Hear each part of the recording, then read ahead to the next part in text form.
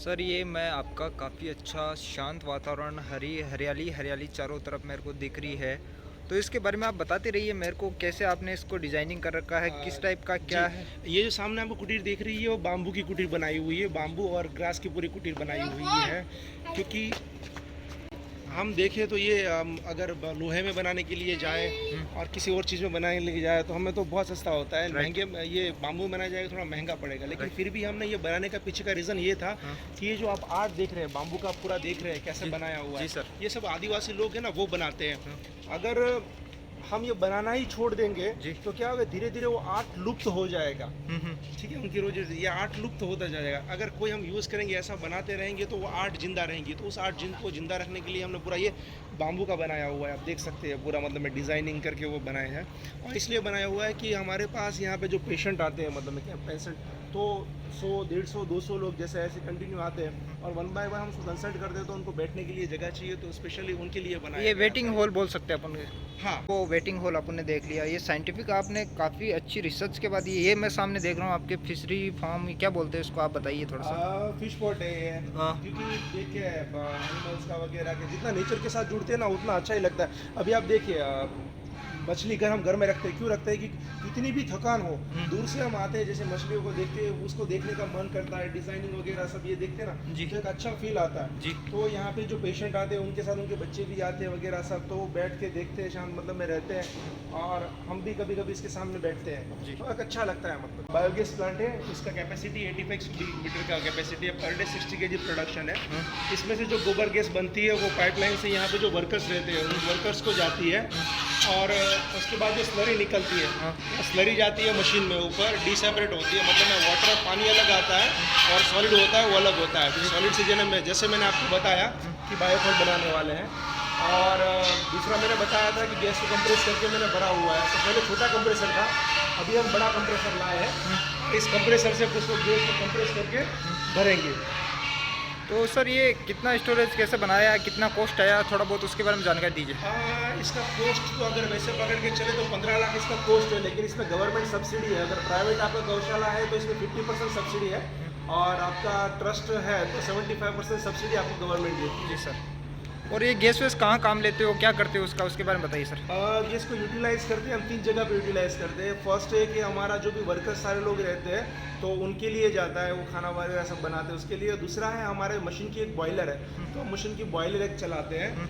और थर्ड होता है उसको हम स्टोर करके फिर वो गर्म पानी के बॉयलर के लिए चलाते हैं, वो अलग से चलाते हैं हम उसको। कितनी गैस उससे उत्पन्न हो सकती है पर डे के हिसाब से, आप बताइए अगर थोड़ा सा? पर डे के हिसाब से प्रॉपर इसको किया जाए तो 60 केजी प्रोडक्शन है पर डे का। 85 क्यूबिक मीटर का प्लान है और 200 का इसको आप बोल सकते हैं पूरा। जी 200 गाय का प्लांट है। आइए अब हम जाएंगे काउ फिट स्टोरेज में, यानी गोडाउन में हम जाएंगे। ये हंस है। हाँ, हाँ बहुत सारे हैं, मतलब में हंस है, बतख है, टर्की है, चिन्नाई है, मोर है, बहुत सारे बर्ड्स भी है, मतलब कबूतर है, बहुत सारे चीज़ एनिमल्स भी है इतने और बर्ड्स भी है। जी, शौक है। ये ये अपने खेतों में से कटिंग होके आता है। ये सूखा, ये ग्रीन है और वहाँ सूखा है। ग्रीन और सूखा दोनों मिक्स होता है, मिक्स होके यहाँ पे कटिंग होती है, कटिंग होती है। और वो सामने जो ढेर दिख रहा है वो अश्वगंधा का है, जो औषधि मैंने बताई थी वो अश्वगंधा है। वो अश्वगंधा वॉल प्लांट है पूरा। अच्छा तो सर। इसमें मिलाई जाती है ये सूखा, नीला, और ये होती है सारी जैसे जिंजवा है, इसमें सुआ दाना, जिंजवा, आंवला, ये सारी औषधि जो हम खेतों में उगाते हैं, मतलब में ऐसे ही छिड़क दी होती है। तो वो घास जो होता है नेचुरल, वो नेचुरल घास कटिंग है, वो सारा मिक्स होता है इसमें और मिक्स होकर यहाँ से फिर फीड के लिए जाता है।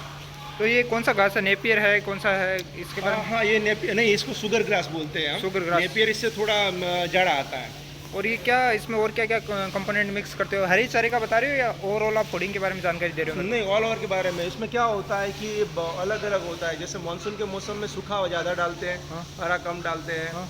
फिर जैसे अभी धूप के सीज़न, जब अगर बहुत धूप रहेगी, मतलब में सीज़न रहेगा समर का, तो क्या करते हैं कि हरा ज़्यादा डालते, सूखा कम डालते हैं। और जैसे विंटर का सीज़न रहेगा तो उसमें दोनों 50-50 डालते हैं। अभी इसमें 3 चीज़ें मिक्स होती है। ये शुगर ग्रास मिक्स हुआ, उसके बाद जो मैंने औषधि वाला साला ये घास फूस जो जैसे जिंजवा है, उसमें बहुत सारी औषधियों के और भी पौधे हैं, उसमें 30-40 से अलग। और सूखा है, ये सारी चीज़ें इसमें मिक्स होगी। उसके बाद वो अश्वगंधा है, अश्वगंधा भी इसमें मिक्स होगा, ये सारा मिक्स होकर फीडिंग में जाता है। अश्वगंधा कितना कंपोनेंट मिक्स करना पड़ता है इसमें, जैसे केजी के हिसाब से पर डे हम उसमें 5 केजी मिक्स करते हैं। 5 kg? जी।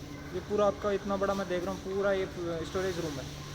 ये चारा काटने का कुटी मशीन होगी सर? हाँ, ये चारा काटने की मशीन है। एक मशीन है। तो आप स्टार्ट करना, देखना है आपको? थोड़ा सा लाइव करके डेमो करके दिखाइए। जी, आप इधर आ जाइए। सर इतना बड़ा साइंटिफिक आपने स्ट्रक्चर डिजाइनिंग कर रखा है, कितना लेबर सफिशिएंट है आपको रन करने के लिए, कितना अभी काम कर रहे हैं यहाँ पे सर? अभी हमारे पास 16 लेबर है। चाहिए तो मतलब मैं जितने गौशाला तो क्या चीज़ होती है, जितने होते उतने कम पड़ते हैं, लेकिन 16 अभी सफिशेंट है। 16 से तो अभी हो जाता है हमारा काम। अभी आप देखेंगे ये ग्रास मतलब पूरा, पहले छोटी मशीन थी, फिर अभी बड़ी की, क्योंकि अभी 250 के लिए काटना ये, तो इसके लिए बड़ी मशीन लगानी ज़रूरी थी।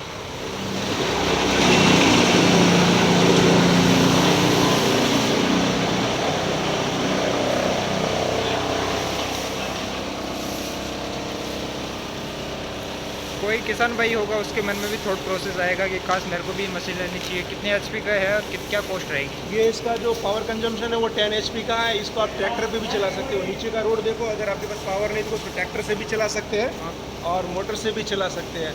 लेकिन अगर 1, 2, 5 गाय है तो उसके लिए छोटी मशीन भी हमारे पास, छोटी मशीन इनफ होती है। कि क्या था हमारे पास क्या बढ़ गया, अभी तो 250 है, तो पर डे 4 टन चाहिए, 2 टन सुबह 2 टन शाम को, तो इतना चारा काटने में बड़ी मशीन ही चाहिए। ठीक है सर। अच्छा, आप अभी मिल्किंग एरिया में लेके जा रहे हो जहाँ गायों का दूध निकाला जा रहा है, ये मैं सामने देख रहा हूँ, काफ़ी अच्छा आपने शानदार बना रखा है। कितने एरिया में ये गायों के लिए ट्रीटमेंट का एरिया है। हाँ। वो वहाँ पे जो अगर कुछ गाय बीमार है तो ट्रीटमेंट के लिए वहाँ पे आते हैं। और वो जो कबोर्ड वगैरह है उसमें सारी मेडिसिन रखी गई है। मेडिसिन में हम आयुर्वेदिक मेडिसिन देते हैं, उसके बाद अगर जरूरत, मेडिसिन का बहुत कम यूज़ करते हैं। जब तक ज़रूरत नहीं है तब तक उसको एलोपैथिक मेडिसिन यहाँ पे दी नहीं जाती है। ये सारी मिल्किंग गाँव है। हाँ। और यहाँ पे हम गाय को कभी बांधते नहीं है, मतलब में खुली रहती है। सिर्फ दूध निकालने के टाइम पे ही एक दूसरे का वो करें, इसलिए इसके बाद छुट्टी कर दी जाएगी। मॉर्निंग में 6 o'clock यहाँ से दूध निकाल के फिर हम उसको चराने के लिए भेज देते हैं। हाँ। और दोपहर को 12 बजे तक वो वापस आ जाती है, फिर उसके बाद यहीं पे रहती है। तो ये सारी मिल्किंग का सारी ये वो अपने गिरगांव है या सारी गिरगांव भी है। हाँ। जैसे अभी ये है तो भाड़वा ब्लड लाइन है, फिर वो सामने वाली है तो जसदन ब्लड लाइन है, भावनगर ब्लड लाइन है। अलग अलग ब्लड लाइन अलग होती है, लेकिन कहते हैं इसको गिरगांव ही बोलते हैं। और इसका कितना मिल्क कैपेसिटी ऑन एवरेज कितना रहता है आपको? डिफरेंट अलग अलग होता है, उनकी पेडिग्री पे डिपेंड होता है, मतलब में कौन सी स्टैंडर्ड है। मैं ऑन एन एवरेज आप पकड़ लीजिए तो 4.5 से 5 लीटर एवरेज होती है।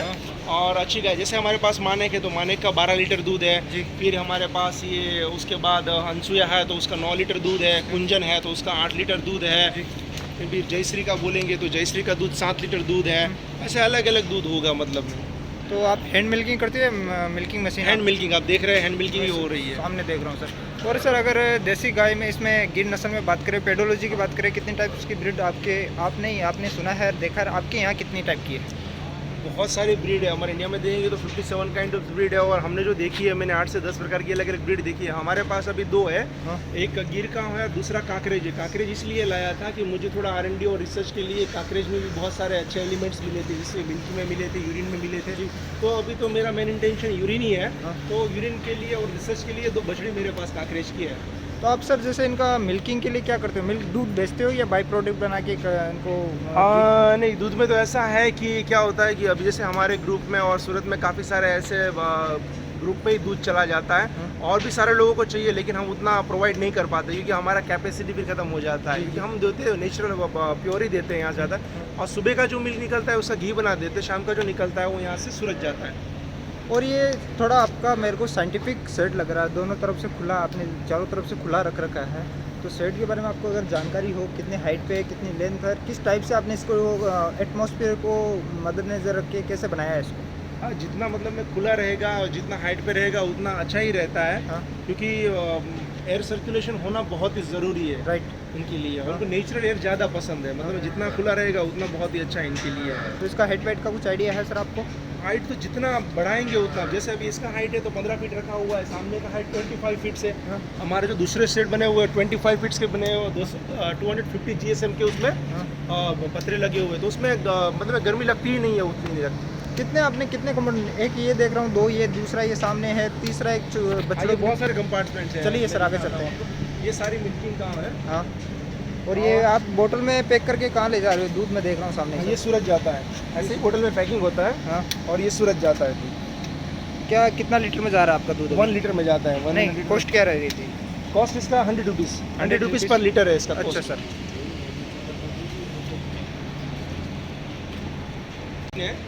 ये वाली? हाँ, और ये वाली भी दोनों जाने की मशीन है। कैसे काम करती है एक बार थोड़ा सा बताइए। हाँ श्योर, बता।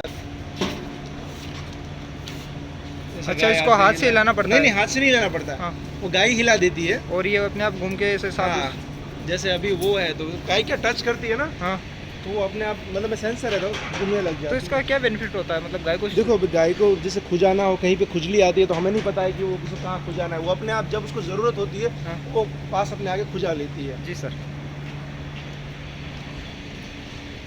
और ये बीच में आपने क्या नेट डालने के लिए रखा है? क्या कर रहे इसमें लगा था कि यहाँ पे मतलब पेड़ पौधे लगाई हुई है, बेली लगाई हुई है, जो फ्लावर्स की है, मधुमालती है, जी, फिर जी। कृष्ण कमल बेली है। जी। अगर इसके ऊपर चढ़ा देंगे पूरा, हाँ। तो धूप में क्या होता है कि उतना गर्म नहीं होगा जी। और बारिश के मौसम में भी सेफ्टी रहेगी। हाँ। इसके लिए अच्छा, और एक ग्रीन जैसा हो जाएगा। जी सर। ये छोटे बच्चे दूध पीते बच्चे हैं। हाँ। अभी 1 बाय 1 ये जाना स्टार्ट हो गए। अभी फॉर एग्जांपल कि अभी किसी का अभी अनसुया का दूध निकालना है तो हाँ। फिर कोई नया बंदा होगा, पहचान नहीं पाएगा, तो फिर यहाँ पे आके सिर्फ इसकी माँ का नाम लेना है अनसुया, तो उसका बछड़ा आगे आ जाता है। अच्छा, ये सेम प्रोसेस आपका? मैं हाँ। बंसी गिर गौशाला में भी गया था, वहाँ भी ये सेम प्रोसेस था। हाँ, क्योंकि बचपन से ही उसकी माँ का नाम बुलाते हैं ना कि हाँ। किसका टाइम आ गया, अभी अनसुया का आ गया, तो वो बोलते बोलते उसको समझ में आ जाता है कि अभी मेरा टाइम आ गया, मेरी माँ का नाम लिया गया हुआ है, तो खुद आ ही जाते हैं। तो मतलब ये क्या उसमें इतना कुदरत की देन है कि इसमें कुछ ट्रेनिंग का है, वो ऐसा कुछ? नहीं सेंस होती है। देखो, हाँ। अभी आप रोड पे जा रहे हो तो भैंसें चल रही होती है, हॉर्न मारिए साइड में नहीं जाएगी, गाय जाएगी, तो उसके अंदर सेंस होता है। जैसा होता है ना, जैसा खुराक खाएंगे वैसी बुद्धि हमें आती है। इसकी बुद्धि अच्छी होती है, इसलिए गाय का दूध पीना चाहिए। भैंस का दूध पीने से बुद्धि भैंसा जैसी हो जाती है, मोटी बुद्धि हो जाती है बोलते हैं, इसीलिए गाय का दूध सर्वश्रेष्ठ होता है। जी सर, बिल्कुल सर, आपके शब्दों में सर ताकत है। इन्हीं से ये कि इधर मैं घोड़ा भी, सर आप तो काफ़ी शौकीन आदमी हो। ये घोड़ा कौन सी ब्लड लाइन का है, इसके बारे में बताइए। ये मारवाड़ी है। मारवाड़ी है? हाँ। तो आपको घुड़सवारी का शौक है सर? क्या कैसे कर रखा है आपने? करते हैं हम, कभी कभी करते हैं, घोड़सवारी करते हैं। हाँ। मेरा बेटा है वो करता है। अच्छा। इसकी एक बच्ची है, हाँ। वो अभी हमारे फ्रेंड के वहाँ पे 16 महीने की, लेकिन इससे भी मतलब मैं हाइट में इसके लेवल से है। हाँ। और अभी ये प्रेग्नेंट है, अच्छा। मतलब मैं अभी 2-3 महीने में बच्चे को जन्म देगी, इसलिए इसको अलग किया गया है यहाँ से। ये सामने हम जा रहे हैं, सारे बूल है जी। सारे बछड़े हैं मतलब। तो आपका मेन फोकस नंदी के ऊपर है सर, और नंदी को आप स्टोर करके रखते हो। और यहाँ जैसे आपने पहले बताया कि एक्सीडेंट होता है तभी बाहर से भी यहाँ से फ़ोन आता है, तो आप यहाँ अपनी गौशाला में उनको रखते हो? जैसे कोई एक्सीडेंट हो गया या कुछ डैमेज हो गया? नहीं, वो एक्सीडेंट और डैमेज होता है, जो हमारी एम्बुलेंस है वो लेके जाती है, वो सूरत के नज़दीक है। हाँ। लाडवी के पास है। हाँ। हम वहाँ पे रखते हैं। जी सर। और बताइए इनके बारे में सर। ये सारे नंदी है, बूल है। हाँ। आप देखिए, ये सारे दिख रहे हैं ना आपको, सारे बूल है। हाँ। आप ऊपर से लेके आप यहाँ से दिखेंगे पूरे नीचे।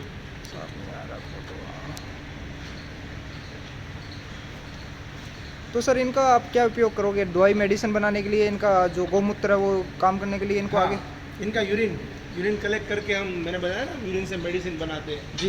यूरिन कलेक्ट करके इसका मेडिसिन बनाते हैं। तो ब्रीडिंग के लिए काम कर रहे हो क्या सर अब इन पे? मैं ब्रीडिंग के लिए इसमें से एक स्टार्ट किया है, अभी धीरे धीरे स्टार्ट करेंगे। अभी ब्रीडिंग के लिए 3 तैयार है। हाँ। एक जो सामने देख रहे हैं वो, हाँ। एक उसके पीछे खड़ा है वो, ये ब्रीडिंग के लिए रेडी है। हाँ। धीरे धीरे जैसा ही अभी टाइम लगेगा, मतलब अभी 4-6 महीने बाकी है। हाँ। उसके बाद उसको ब्रीडिंग में सर्विस में स्टार्ट करेंगे। सर्विस में स्टार्ट करने के लिए 2.5 से 3 साल का होगा, तब उसको हम सर्विस में स्टार्ट कर सकते हैं। इनका डाइट प्लान वही सेम रहता है क्या कुछ अलग है? नहीं, डाइट प्लान में इसमें अश्वगंधा और कुछ चीज़ें ज़्यादा डाली जाती है। अच्छा सर। और इनका सर मौसम के हिसाब से कितना इनका गायों के और नंदी में कुछ फर्क लगता है? जैसे वातावरण चेंज होता है तो हाँ, होता है। अभी आपको देखेंगे ना, इसकी हेल्थ इतनी अच्छी देखने को नहीं मिलेगी बिकॉज ऑफ मानसून। जैसे अभी मानसून गया है ना, तो हाँ। मानसून में इनका हेल्थ तो थोड़ा डाउन होता है, हाँ। क्योंकि सब जो चारा खिलाते हैं वो पानी वाला होता है, वातावरण के अंदर मॉइस्चर होता है, और उसके अलावा क्या होता है कि मक्खी और मच्छर का थोड़ा वो रहता है, मतलब गौशाला है तो उतना थोड़ा रहेगा जी। तो थोड़ा प्रॉब्लम मतलब मानसून में आता है, बाकी कोई दिक्कत नहीं है।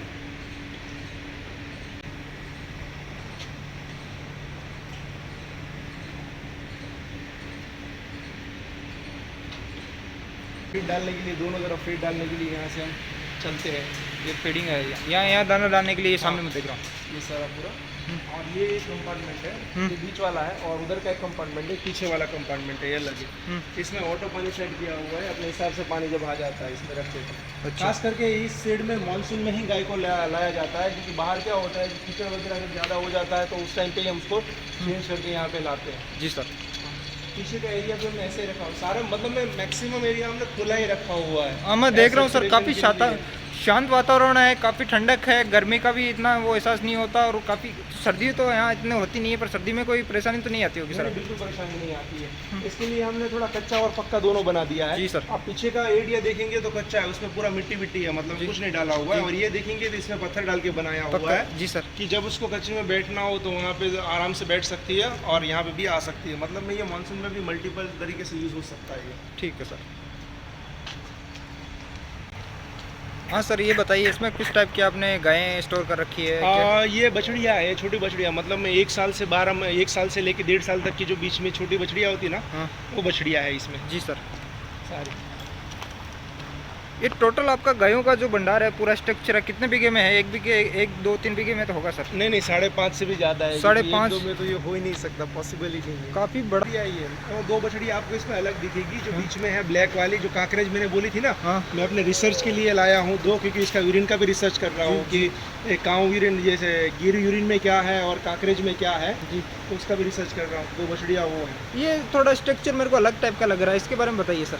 हाँ, ये बाद में हमने बनाया था लास्ट में, और ये स्ट्रक्चर इसलिए बनाया है कि वो स्ट्रक्चर से ज़्यादा ये स्ट्रक्चर इसलिए अच्छा है क्योंकि ये ऊंचा है, और उसका जो पतरा ऊपर लगा 250 GSM का है, तो उसमें इसमें गर्मी का एहसास आपको होगा ही नहीं नीचे। अच्छा, ये गर्मी से बचाव के लिए काम करता है? बचाव के लिए। और ये जो सारी चारे की डाली बनी है SS की बनी हुई है, SS 305 की बनी हुई है जी। सारी। ये चारा के लिए है यहाँ पे। हाँ, और गायों को खुली रख रखा आपने, आराम से चर सकती है, घूम सकती है, बैठ सकती है?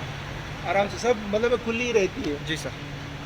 इसके बाद आएंगे तो इससे बड़ी बछड़ियाँ होती है, मतलब 2-2.5 साल से वाली जो होती है, हाँ, वो इसमें होती है, इससे बड़ी वाली इसमें। उसमें ये छोटी बछड़ी क्या है, इससे बाद इसमें दूसरा हेच आ गया, इसमें इससे बड़ी वाली ये तीसरा है, पहला, दूसरा और ये तीसरा है। तीसरा। जी सर। हाँ, इनके बारे में बताइए, ये कौन सी किस टाइप की है? मतलब में ये अभी बड़ी हो गई, इसमें ट्रांसफ़र किया हुआ है। हाँ। और ये अभी प्रजनन के लिए रेडी हो गई है, मतलब में वो है। अच्छा, ब्रीडिंग के लिए? ब्रीडिंग के लिए रेडी हो गई है। हाँ। वो अभी रेडी है, और इसके बाद जो है वो सारी प्रेग्नेंट है। तो सर ऐसे कैटेगरी वाइज रखने में फ़ायदा है, क्या है, आपको क्या लगता है मतलब? हाँ, कैटेगरी इसके फीड पे भी ध्यान देना पड़ता है ना। अगर उसके प्रेग्नेंट का 3 मंथ है, 9 मंथ है, 7 मंथ है, और वो ब्रीडिंग के लिए रेडी है, तो उसके फीड पे भी ध्यान देना पड़ता है। और वही कौन सी पेडिग्री मेंटेन करना है, तो उसका माँ कौन है, उसका बाप कौन है, ये किससे कंफर्म हुई है, सारी चीज़ें मतलब में रिकॉर्ड में रखने के लिए ज़रूरी है। क्लियरिटी मिलती रहेगी। हाँ। और ये कौन सी है? ये सारी प्रेग्नेंट है, ये सारी गायें प्रेग्नेंट।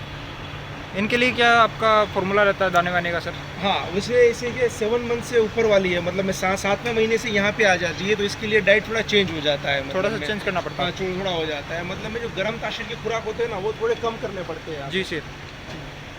और इसके आगे जो है वो गाय बच्चे को जन्म देने वाली है, मतलब 1 हफ्ते के अंदर जो जन्म देने वाली गाय है वो ट्रांसफ़र हो जाती है। और इसको मतलब में देखिए तो आपकी भाषा में इसको ककास बोलते हैं, और ऐसे चिनाई मुर्गा बोलते हैं, जो बैठे हैं वो सारे हो। तो क्या छोटी छोटी मतलब में जीव जंतु जो होते हैं ना, वो खाते रहते हैं, तो वो अच्छा रहता है, मतलब तो चीचड़ वगैरह जो होते हैं ना, वो खाते रहते हैं, उनके लिए अच्छा। ये सारी मतलब में 1 हफ्ते में एक गाय बच्चे को जन्म देने वाली है, ये 3 गाय, तो इसको अलग कर दिया जाता है, और उसमें स्पेशल ध्यान दिया जाता है। एक बंदा यहाँ पे रहता है, और इसका कैमरा जो होता है वो सर्वेलेंस में डाला जाता है।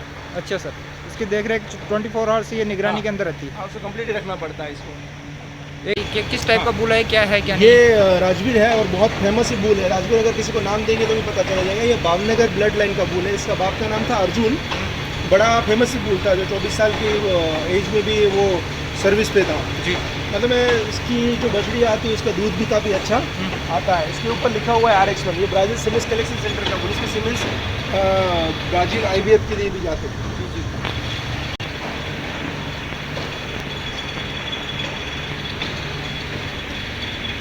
और ये भी जो बुल है छोटे बछड़े हैं, लेकिन हमने अलग किए हुए हैं जी। ये सामने खड़ा है वो 10 महीने का है जी, और ये 16 महीने का है सिर्फ। 16 महीने का है। हाँ 16 महीने का सिर्फ काफ़ी है। भारी भरकम कदकाठी में भी काफ़ी मैं अच्छा आपको दिख रहा है। बताता हूँ, सिर्फ एक 3.5-4 साल का ही है हमारे पास। नाम उसका पूनम है। अभी हमने सर्विस में स्टार्ट किया, हमारा ही बंदा है। उसकी माँ का 9.5 लीटर दूध था। हमने अभी इसका दूध निकाला नहीं था। हाँ बताइए। पूनम, अले पूनम, पूनम, हेलो। मैं अगर आपको देखा उसका नाम पूनम है। ये सिर्फ 3.5-4 साल का है। 3.5-4 साल का है। काफ़ी भारी भरकम है सर ये तो। ऐसा क्या खिलाते हो सर इसको? नहीं, वो जनरल जो पेडिग्री होती है वही हम खिलाते खड़ा हैं। करवाइए सर इसको, एक बार देखते हैं इसकी कदकाठी का कितना है। ओ सर, आपने तो कमाल कर रखा है सर। कितना अच्छा दिख रहा है सर, कदकाठी का भी काफ़ी शानदार बुल है सर ये तो।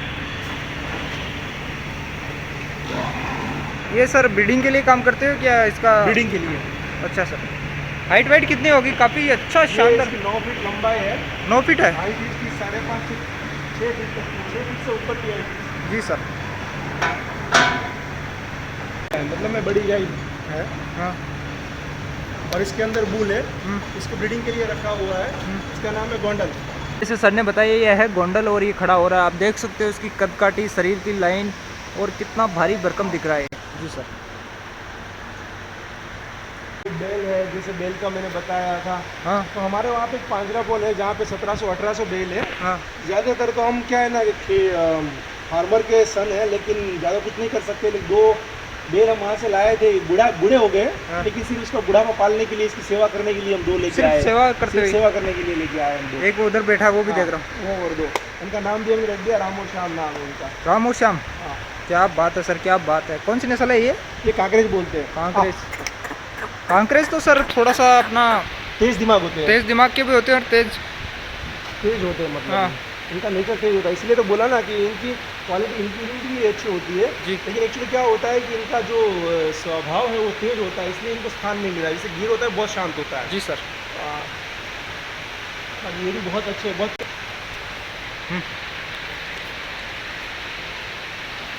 और ये बूल है हमारा अर्जुन है। और इस गाय को थोड़ा अलग किया गया है। हाँ। इसलिए कि इसका या तो थोड़ा बीमार है। हाँ। या ट्रीटमेंट चल रहा है, तो उसको हम अलग करके रखते हैं। अच्छा सर।